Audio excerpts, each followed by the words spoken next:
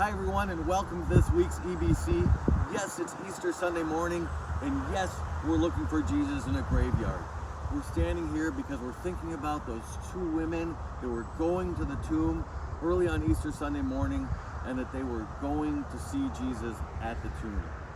In Matthew, we have a description of the women going, and it omits one fact that we hear in the other Gospels. In the other Gospels, we hear about the women going and they're bringing their spices. They're going to go take care of Jesus' body. In Matthew, it doesn't say that. It simply says that the women are going to see Jesus' tomb.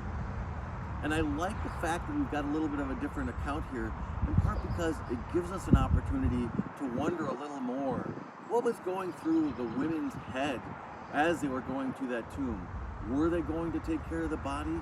Were they simply going to grieve and look on at the tomb? Were they maybe even filled with that little glimmer of hope that they did remember what Jesus has said, that he would be raised from the dead, and maybe they were going to see if something wonderful was going to happen? We don't know from what the account is in Matthew, and so we're allowed to sort of think of all the ways in which the women might have been thinking about what they were doing on that Easter Sunday morning. One thing we do know, though, is that the women didn't seem to have much of a plan. On Saturday, the day before, the Pharisees had gone and asked for a guard to be placed at the tomb because they were afraid of grave robbers, but not for Jesus' sake. They were afraid that if the body was removed, that people would say that Jesus has risen from the dead. So they had placed guards there, and the guards had rolled the stone in front of the tomb, and Matthew specifically says that the tomb was sealed. So as those women were going to Jesus' tomb, what was the plan? How were they going to get into the tomb if that was the hope? It's a little bit like what happens in our everyday lives, right? We're right there with the women. We're charging ahead.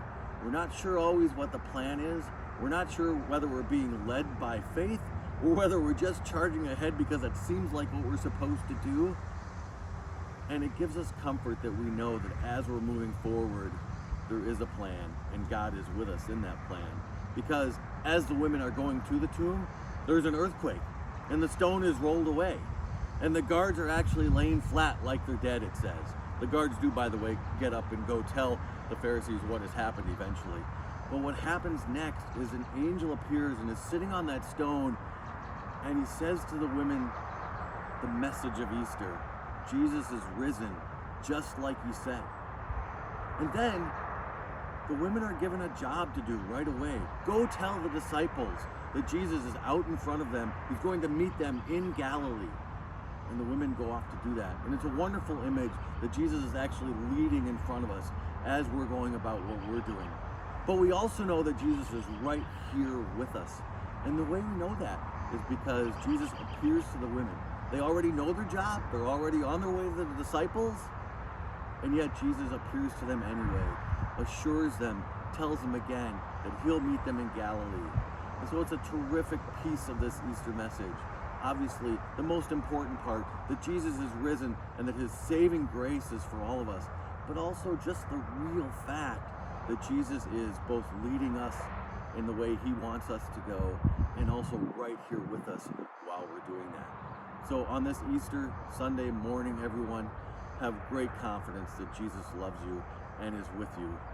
Christ is risen. He is risen indeed. Have a great week.